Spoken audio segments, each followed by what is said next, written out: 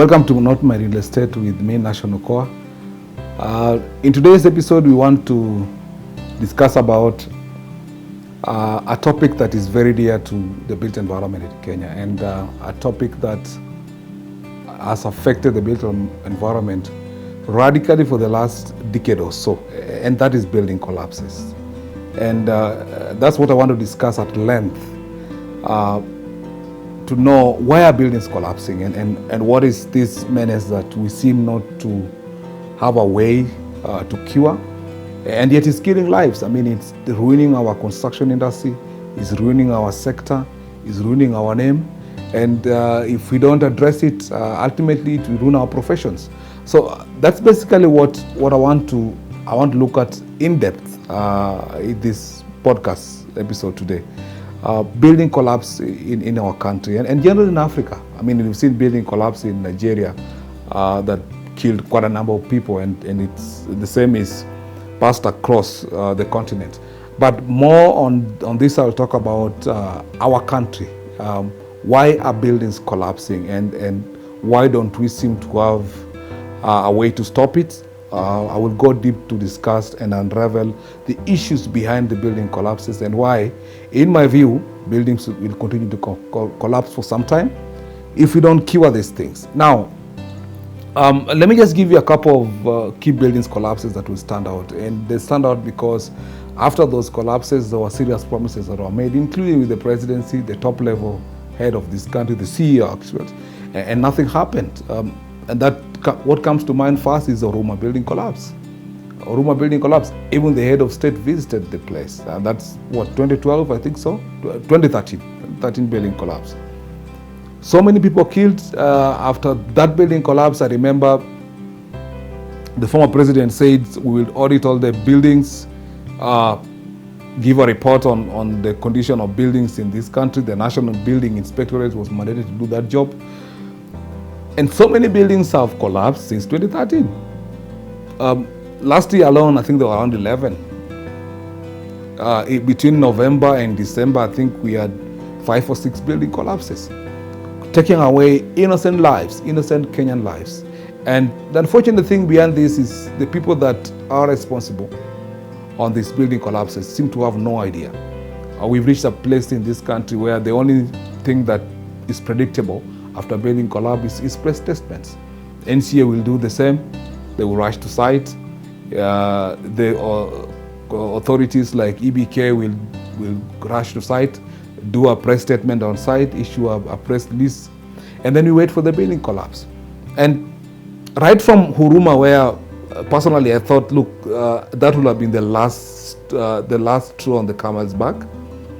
So many buildings have collapsed in place, and unfortunately, there was an audit done on these building collapses. The National Building Inspectorate keeps reminding us every time a building collapses that there are so many buildings that have issues. Personally, I've always had the opinion, why can't they just take 2 pages in one of the dailies and publish all the buildings that have issues? Because I believe they've given enough time to the building owners to do any rectification of those buildings, if that was possible.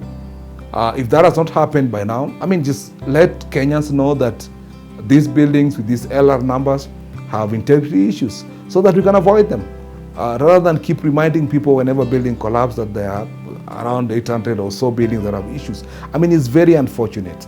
And if there are buildings out there which we know, and the Building Inspectorate has told us so, that the audit revealed a worrying report, let them publish this report. I mean, publish it for every Kenyan to know, so that if someone moves into those buildings, having known that these buildings have issues, well, then probably we say they were warned. But right now, we are sitting on a number of buildings with issues in this city, and we have an authority that is paid by taxpayers' money sitting on a report that could save lives. I mean, it's so unfortunate. Now, building collapses will continue in this country, and I'm going to justify that statement. If we don't do certain key components and address certain issues in our built environment and in our system in the construction sector, buildings will continue to collapse. Now, first, I mean, let's discuss why are buildings collapsing. What are the reasons why buildings are collapsing? Now, let me say that I have written so much about this in my articles and a number of journals that are published on the reasons why buildings are collapsing. The first thing why buildings are collapsing, in my view, is the lack of supervision by authorities. We've always had this debate whenever buildings collapse on where does the buck stop. I mean, it's a very unfortunate debate, in my view. It's something that as a country we cannot have 22 years, 23 years now, into this century. We have clear mandated authorities that are supposed to supervise buildings on our behalf. And we have paid them. We pay them through our taxes. The county government, funded by our taxes, National Construction Authority, NCA, NEMA, right? WARMA. They are buildings that, they are authorities that are mandated to supervise buildings on our behalf. And when buildings collapse, guys, we have to apportion this blame to these authorities. I have always argued that any attempt to do otherwise is inviting us to have vigilantes to supervise buildings on our behalf, which is very risky for cities and for towns. Because if the buck cannot stop with authorities that in the Constitution we have mandated those authorities, because 47 million of Kenyans cannot supervise buildings. All of us cannot. We can't do it. Just like we have mandated the police, right? We've delegated the police to manage crime on our behalf. We've delegated through the Constitution the judiciary to manage and decide cases on our behalf as a people. We have also mandated these authorities to supervise buildings on our behalf. And when a building collapses, we must put that blame to those authorities. Now, in my view, the authorities are not doing their work, and I think that is explicit, it's very clear that there is a gap in how the supervise works. Now, I mean, I'll go into it. Let's start with the NCA, and I've talked about this before, and I've been bashed sometimes. But I think if you're going to create a watchdog that looks at the construction environment, you must give that watchdog teeth to bite. That's very imperative. And in my view, we created a robust watchdog, purportedly, and then forgot to give that watchdog the teeth to bite. And that's partly what is injuring us in this environment. All that NCA can do with the current Act of 2016 is to put a red mark on a building. There's nothing else they can do further than that. The National Construction Authority has no prosecutorial powers, and that's a problem. I know there's been an attempt to amend that act in Parliament. It's not been successful. I know there was an attempt sometimes back when Architect Manduku was still the CEO, discussion to have a department under the DPP to do prosecution on their behalf. That did materialize. In the absence of NCA just having the red mark and nothing else, right now I'm aware that there's some partnership with the Interior Ministry, with the police to arrest on their behalf. No, in the absence of that, because that will not be done down to where my mother or my grandmother has been in the village, we must give NCA prosecutor powers. The absence of that is strengthening the crook developers to do constructions regardless of whether there's a NCA regulation or not, NCA license or not. And that's why we've created this watchdog that only has a red pen or a red marker. There's nothing NCA can do for you if I continue building after the red mark. What is it going to do under the act that we created? That is a problem. Number two is, I have always believed it was a mistake to remove the NCA fees. In my view, just like with the NEMA, and I'm glad NEMA fees was returned, it was a mistake to do away with the NCA license fee. Developers ought to have continued paid. And when it happened in 2017 after the elections, I was the first to criticize it at length. It was unfounded. It was a misguided move by the previous regime to remove those licenses, the NEMA and NCA. And I'm glad NEMA is back, because what it did is it's underfunded these bodies.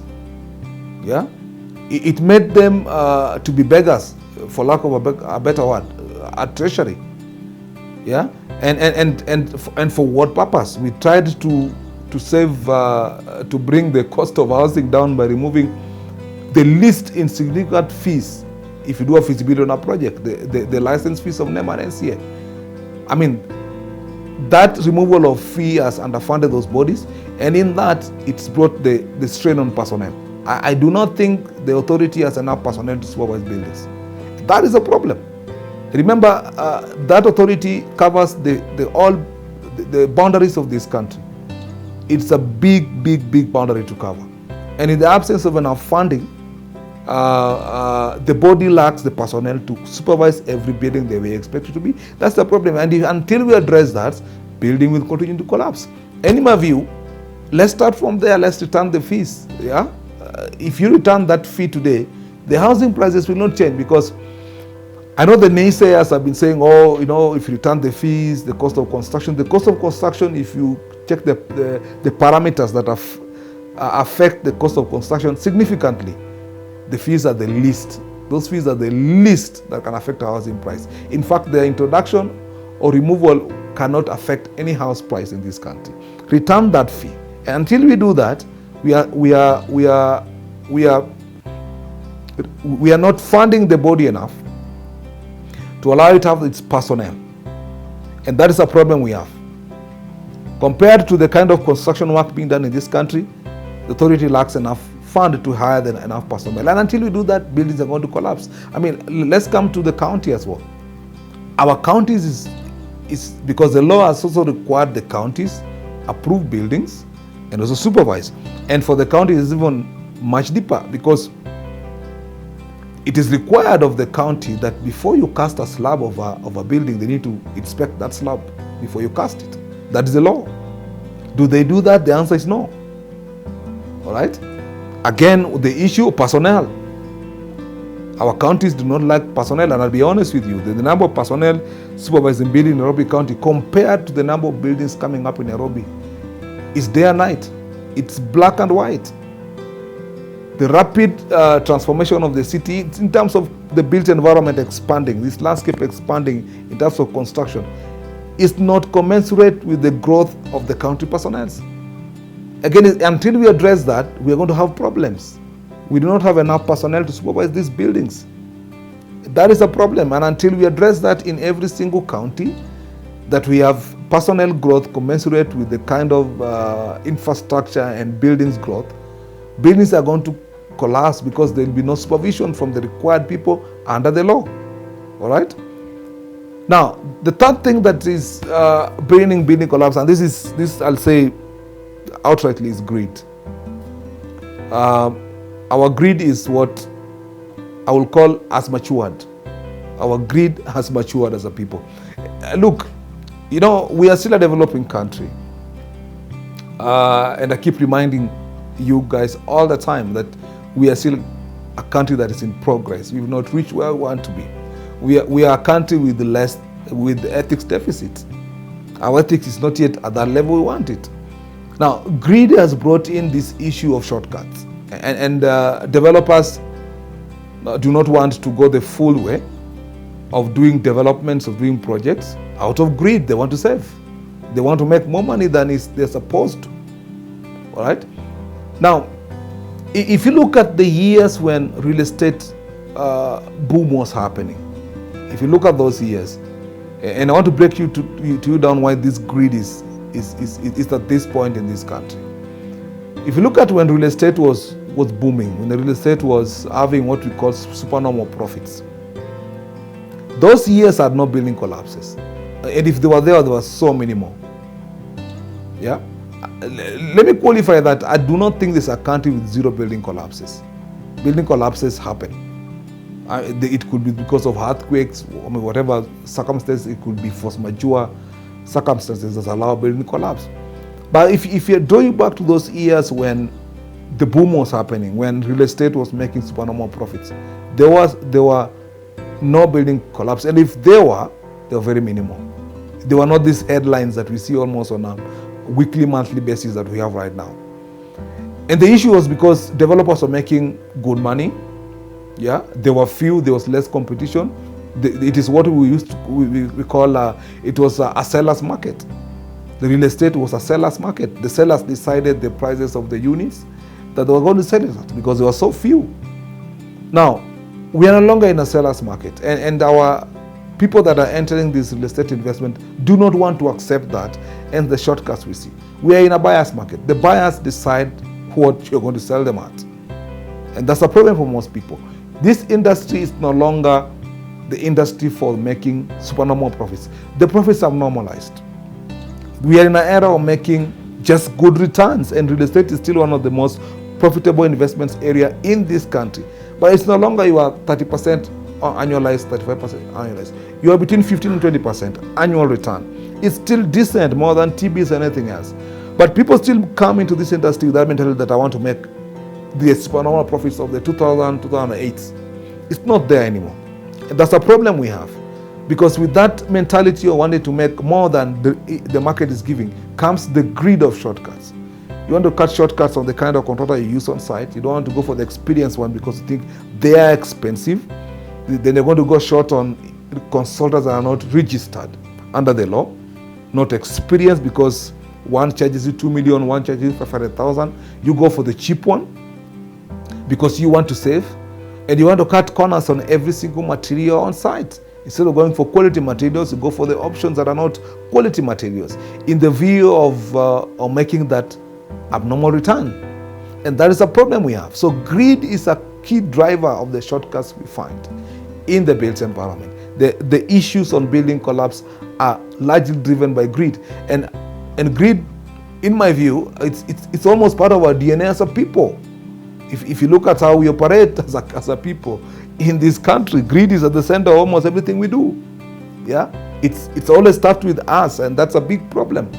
Now, look, in my view, I do not think that, and sometimes I've seen these press statements from NCA, for example, from engineers, saying, "Oh, we urge developers to use the correct professionals, not to go shortcuts way."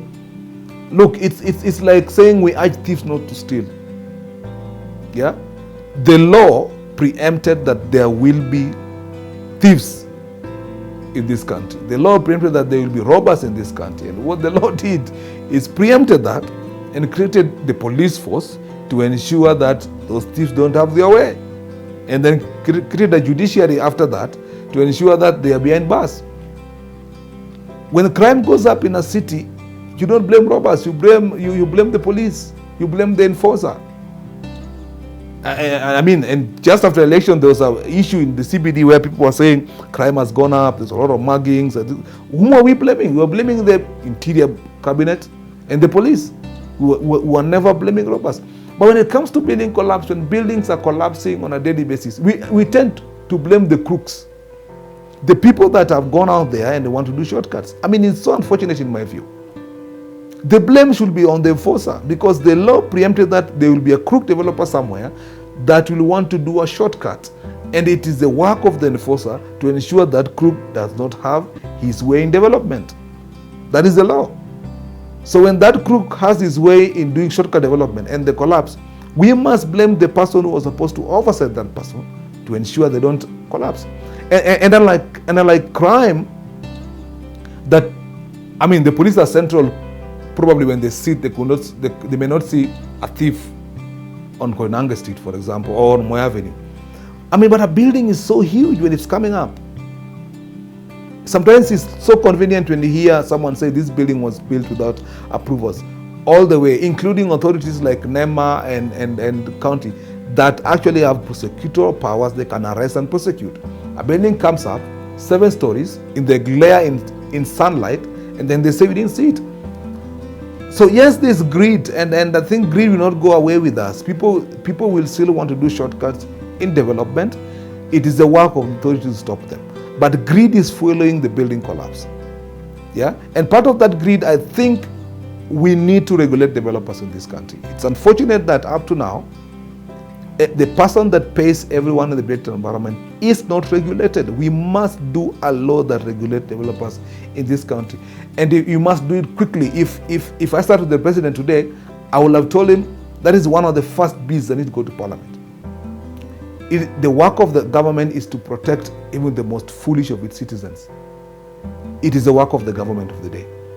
So when we know Kenyans will still buy from developers that go shortcuts way, we must protect Kenyans and ensure that those developers are protected. Let's regulate developers in this country urgently.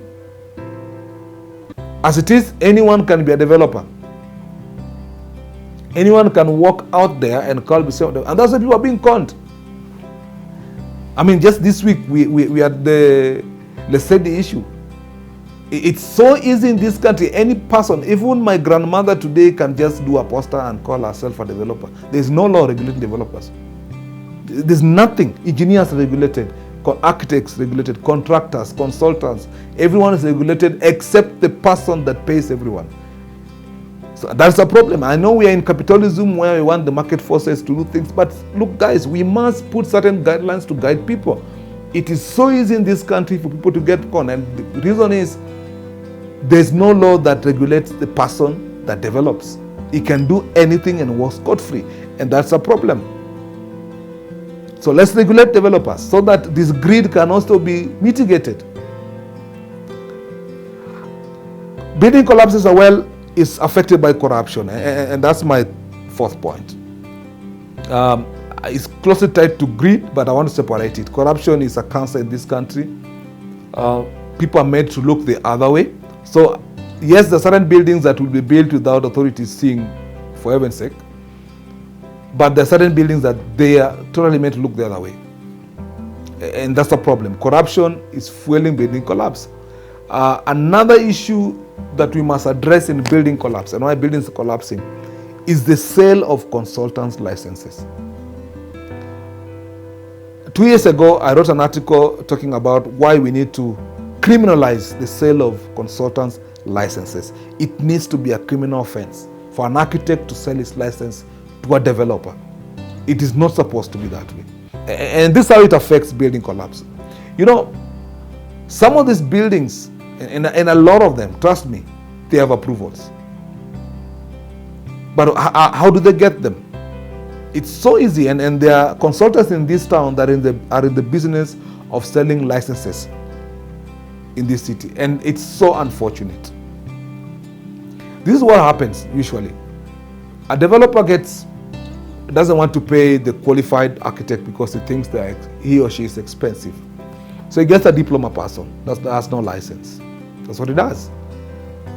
So the guy designs, whatever it is that he's designing. And then what do? The law requires that for you to get an approval, you must have a registered consultant to do that approval for you. So what do? They look for consultants, architects, engineers that are in this business of selling licenses. And they go there. I personally got out of campus knowing so many architects in this business where they just stamp, and the stamp is only 5,000 shillings. So they look for those kind of people, stamp their drawings, they take them to the county, get the approvals, and go build whatever things they want to do at their own way. And the person who stamped the drawing doesn't supervise the building as required under the law. They're just in the business of selling their stamps. We must change this, and part of it is why it's so saddening for me when always I hear the authorities that supervise consultants, BORACs, Engineers Board of Kenya, EBK, when sometimes they cannot talk about these critical things that they ought to in building collapse. They hide. Yet the people that they have licensed, that they've given licenses on behalf of Kenyans to draw and supervise buildings, are selling those licenses to crooks. And those crooks are collapsing buildings. I mean, we need to address this issue. And that's what I say, unless we talk about these things, buildings are going to continue collapsing. Yeah, we must make it a near criminal offense. It needs to almost be like treason for someone to sell their license at 5,000 shillings to a developer to go build a building and then kills 5 people. That person who sold their license needs to be culpable, and you must hold them account. And it's something we are not doing as a people, and that's a problem we have. So the sale of licenses of consultants is affecting building collapse. Developers have known this. I get a quack engineer, designs for me at 50,000. I look for X who sells the licenses. I pay him 5,000, get the license. take that license to the county for approval. The county approves, they go build. And the unfortunate thing is the person who stamps doesn't even know sometimes where this project is. So we must tell our consultants, you cannot sell that precious gift license that you've been authorized to design and supervise on behalf of people. It must be a criminal offense. And until we do that, the business, this cabal of consultants that are in the business of selling licenses are ruining the industry, and they are perpetuating building collapse. The sixth thing actually that brings building collapse, in my view, and we've debated this so many times, but I think it does, is the strenuous approval process of buildings in this country, and it's something we need to look at. It's almost a pilgrimage when you're doing approvals of buildings in this country. It takes so long, it is so corrupt, and a number of people are opting to go build without approvals, and that's a problem. We need to shorten. The previous regime talked about one-stop approval center, that when I want to build a project, if I want to build a project, I walk in one office and I get all the licenses in one place. I mean, right now, it will take you, after design, it will take you probably minimum 3 to 4 months. And 3 to 4 months if your pocket is very heavy to get approvals in this country. It's a long time. It's something that most developers will tell you, I better go and build. I will bribe my way to the end. That is a problem. So the strenuous approval process, the lengthy approval process, and the tediousness of the process is affecting building collapses. It's one of the contributing factors of building collapses. We need to make it shorter. We cannot take 3-4 months. I was on a project where we took 9 months before we went to site, waiting for approvals. It is so unfortunate. Most people will tell you, no, let's start building. That approval will find us. And those are the issues. We must shorten the approval process of the counties. That is the most important.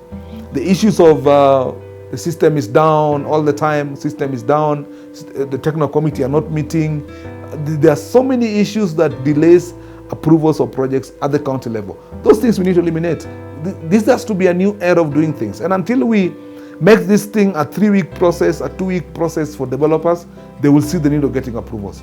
And when they get approvals, they will see the requirement of getting consultants will be on board. And until that is done, it will be a problem.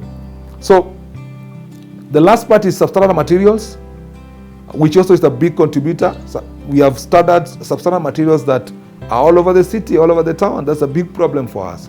So those are 6 or 7 key areas that are affecting building collapses in the country. And unless we address those areas, greed, the authorities, the personnel and the funding of these authorities, the licenses sale, corruption, substandard materials, these things are affecting building collapse and the biggest contributors of building collapse in this country. We must deal with them. If we don't, we're going to have so many building collapse and unfortunately so many lives lost. Thank you very much.